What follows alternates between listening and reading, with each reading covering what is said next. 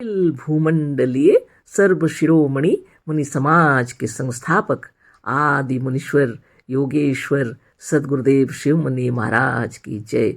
उपस्थित मुनि वृंद, साधु सज्जन वृंद, संत वृंद, साधक वृंद, आध्यात्म ज्ञान के जिज्ञासुओं और प्रेमियों, सभी श्रोता वृंद, आप सभी को मेरा कोटिशः नमन, सप्रेम जय जीव। तो आध्यात्मिक चर्चा चल रही है और हम लोग सदगुरुदेव शिव मुनि महाराज रचित ग्रंथ ईशावास्य उपनिषद का निष्पक्ष भाष्य के अंतर्गत अध्याय 11 पर चर्चा कर रहे हैं।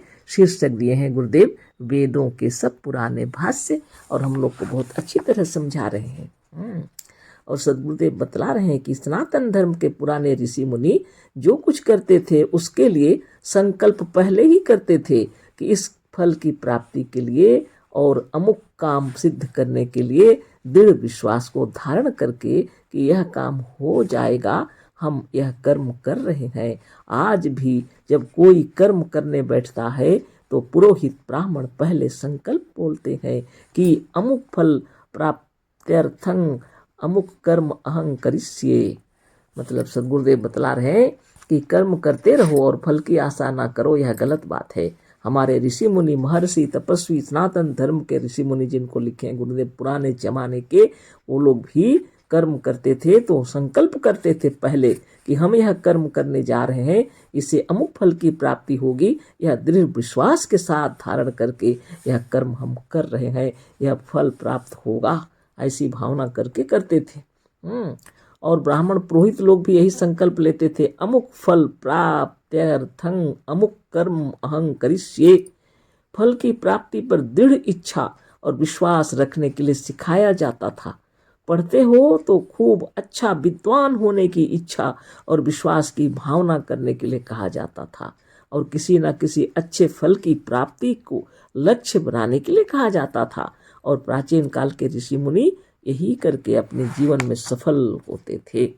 तो जीवन में सफल होना है तो फल की आशा करनी ही पड़ेगी, फल की इच्छा भी करनी पड़ेगी, तब तो आप कर्म करेंगे ना। दृढ़ संकल्प के साथ, है ना, कर्म क्षेत्र में उतरना चाहिए कि अमुक कार्य के लिए हम उतरे हैं, अमुक फल प्राप्त करने के लिए, और उसमें आपको दृढ़ता के साथ कार्य क्षेत्र में उतर जाना चाहिए।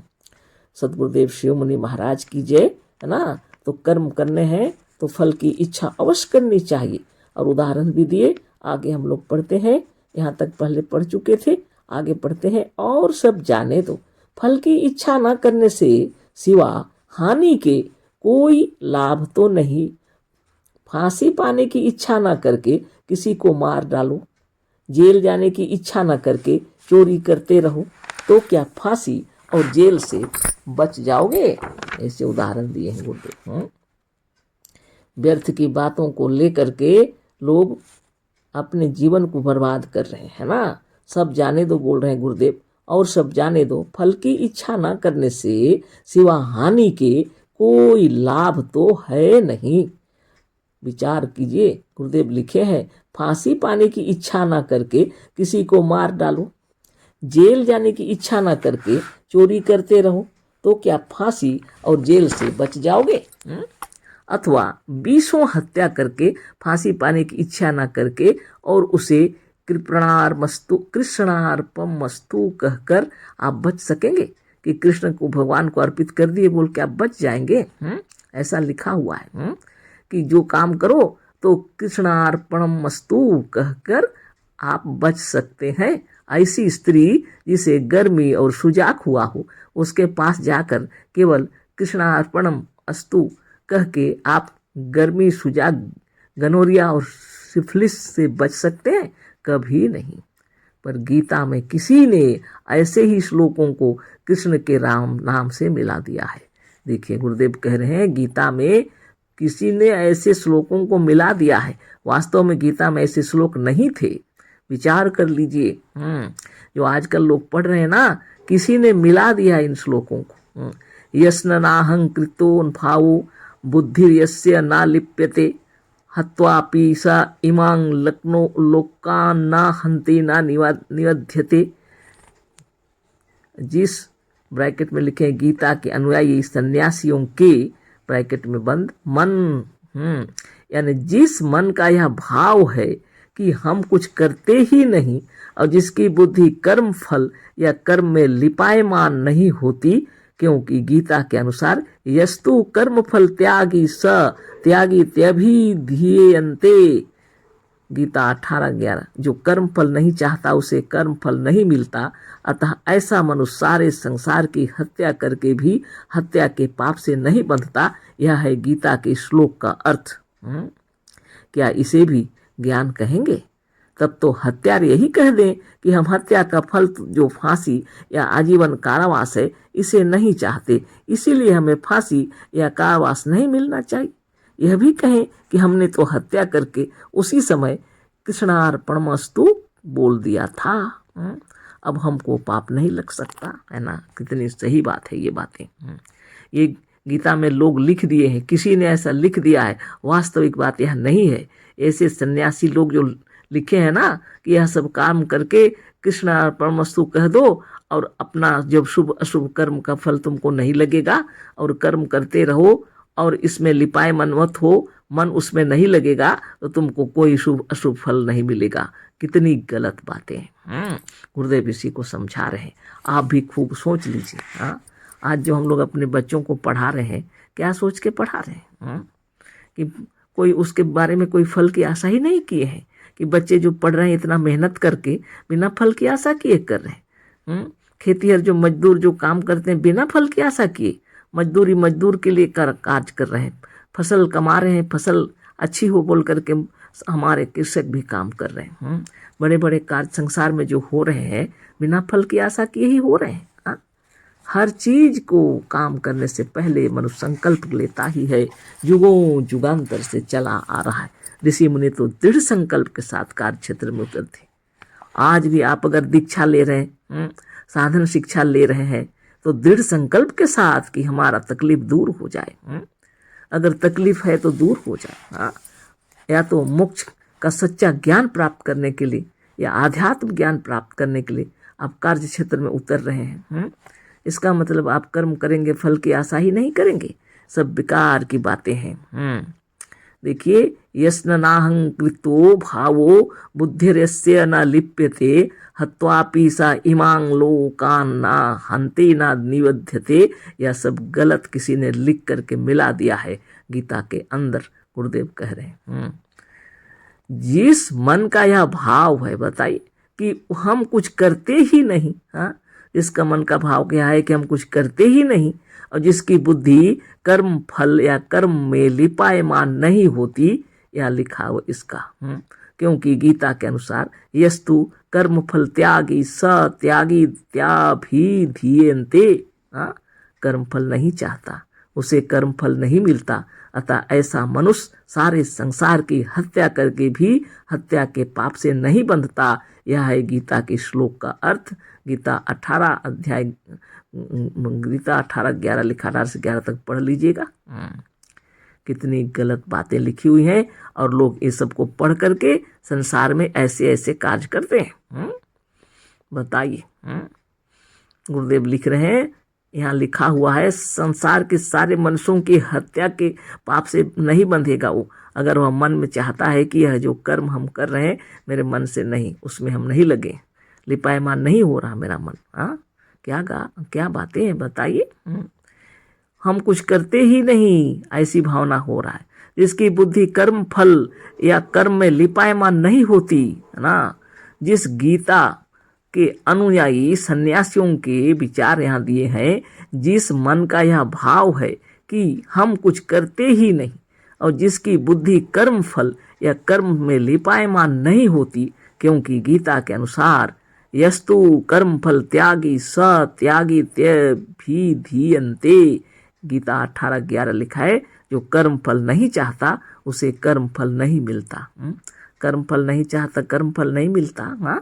अतः ऐसा मनुष्य सारे संसार की हत्या करके भी हत्या के पाप से नहीं बंधता। यह है गीता के इस श्लोक का अर्थ। बताओ, क्या इसे भी ज्ञान कहेंगे? गुरुदेव कह रहे हैं यह ज्ञान नहीं, अज्ञान है, महाअंधकार है ना। ऐसी ऐसी बातें कोई लिख करके डाल दिया है गीता में कृष्ण के नाम पर।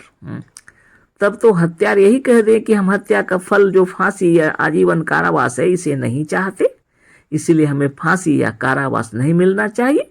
यह भी कहें कि हमने तो हत्या करके ही उसी समय कृष्णार्पणमस्तु बोल दिया था, कृष्णार्पणमस्तु बोल दिया था, अब हमको पाप नहीं लग सकता। यत् करोसि यदश्यतासि यज्जुषोसि ददास्यथ यत् पश्यसि कौन्तेय यत् कुरुस्व मदर्पणम। 9:27 गीता लिखा हुआ है। गीता के श्लोकों का कहना है कि जो कुछ करो सब कृष्ण को अर्पण कर दो, बस तुम उसके पाप से बच जाओगे। यत् करोसि यदश्यनासि यजुहोसि तदास्यत् यत् पश्यसि कौन्तेय यत् कुरुस्व मदर्पणम, ऐसे कहो। हाँ, गीता के श्लोकों का कहना है कि जो कुछ करो सब कृष्ण को अर्पण कर दो, बस तुम उसके पाप से बच जाओगे। बताइए, ऐसी बातें गीता में किसी ने लिख के डाल दिया। शुभाशुभ फल रेवम मोक्षे से कर्म बंधने संन्यास योग युक्तात्मा विमुक्तो मामुपैस्यसि, है ना। शुभाशुभ फल रेवम मोक्षे से कर्म बंधने संन्यास योग मुक्तात्मा विमुक्तो मामुपैस्यसि। गीता 9:28 लिखा है। इस प्रकार से कर्मों को कृष्ण को अर्पण कर देने रूप संन्यास योग से सन्यासी शुभाशुभ फल रूप कर्म के बंधन से मुक्त हो जाएगा। मतलब ये सन्यासी लोगों के लिए लिखा हुआ है। बताइए, सबसे बड़े पागल लोग हैं अगर ऐसी बात है तो। सोच लीजिए, इस कर्म से माने इस प्रकार से कर्मों को कृष्ण को अर्पण कर देने रूप सन्यास योग से, इसको सन्यास योग बोला गया है। सन्यासी शुभाशुभ फल रूप कर्म के बंधन से मुक्त हो जाएगा।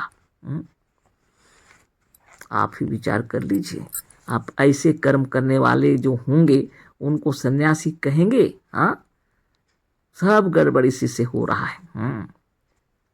सारा पाप करके सारा शुभ अशुभ कर्म कृष्ण को अर्पण कर दो, बस पाप पुण्य का भागी नहीं होना है। इसीलिए इतने गड़बड़ हो रहे हैं जगत में। अब आप ही विचार करें कि क्या इस संन्यास संप्रदाय को या गीता के इन श्लोकों को कोई भी निष्पक्ष विद्वान मनुष्य मान सकता है? कैसे मानेगा? बताइए, कैसे मानेगा? अब आप ही विचार करें कि क्या इस संन्यास संप्रदाय को या गीता के इन श्लोकों को कोई भी निष्पक्ष विद्वान मनुष्य मान सकता है? देखिए कैसा विचित्र सिद्धांत है। यस्तु कर्म फल त्यागी सा त्यागी त्यभिधीयते। गीता 18:11। जितना चाहो पाप करो, तुम अपने मन से पाप का फल ना चाहो, बस तुम्हें पाप का फल नहीं मिलेगा। इसमें लिखा है यस्तु कर्म फल त्यागी सा त्यागी त्यभिधीयते। गीता 18:11। जितना चाहो पाप करो, तुम अपने मन से पाप का फल ना चाहो, बस तुम्हें पाप का फल नहीं मिलेगा। वाह, क्या बातें! बताइए, गुरुदेव लिख रहे हैं, ना मालूम इन श्लोकों को रचने वाले की बुद्धि क्या हो गई थी।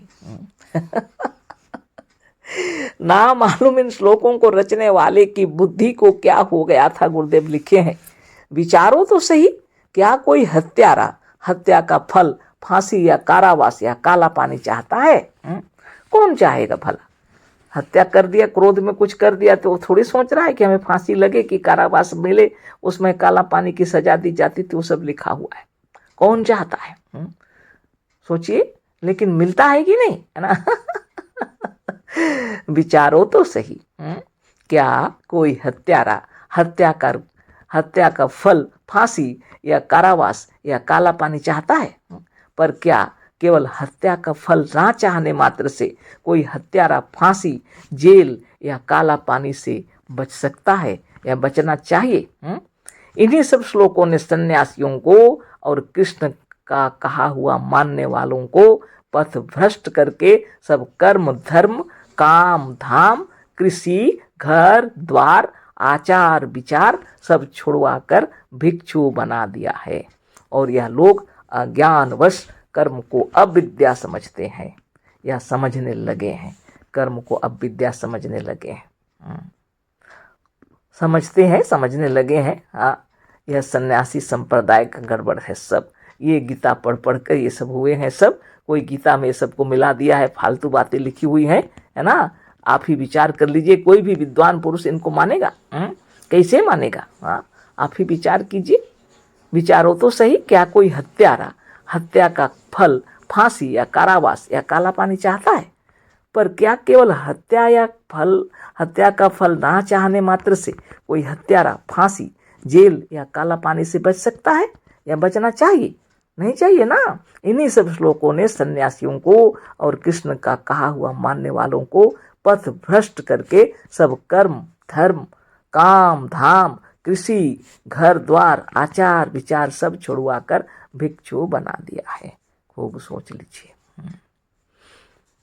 आप सोचिए, आप कैसे नियमित कार्य करते हैं, जिसको जैसा जो काम है, ड्यूटी है, तो अपने कर्म सही समय पर ऑफिस जा रहे हैं। आप काम छोड़ देंगे? हाँ, घर कैसे चलेगा? इतना भी धन दौलत है, फिर भी विद्वान लोग काम कर रहे हैं, पैसा कमा रहे हैं। और यहाँ क्या क्या लिखा हुआ है बताइए। ये सब करने से तो लोग घर द्वार छोड़कर भिक्षु बन गए, सन्यासी बन गए और मोक्ष प्राप्त हो गया बोल के सोचते हैं। सब पागलपन है, ये सब चक्कर में नहीं रहना है आप। गुरुदेव लिख रहे हैं, यद्यपि सच्ची बात यह है कि जो कर्म का महत्व नहीं समझता वह बहुत बड़े अज्ञान में है। शुभाशुभ कर्म करके कोई कृष्णार्पणमस्तु कह के नहीं बच सकता। गीता के श्लोकों को मानने वालों ने ही अविद्या का अर्थ कर्म किया है, जो नितांत भ्रमपूर्ण, पक्षपातपूर्ण और नितांत असत्य है। खूब विचार कीजिए और कल फिर इस पर चर्चा होगी। खाली कृष्णार्पणमस्तु कह देने से कोई काम होने वाला नहीं है। निरंतर शुभ अशुभ फल मिलते हैं। जैसे कर्म करेंगे वैसा फल निश्चित है ना। सदगुरुदेव शिव मुनि महाराज की जय। मन में जितने विकार हैं सब धो रहे हैं हमारे सदगुरु, है ना। कोटि कोटि नमन, सप्रेम जय जीव, अशेष धन्यवाद। सदगुरुदेव शिव मुनि महाराज।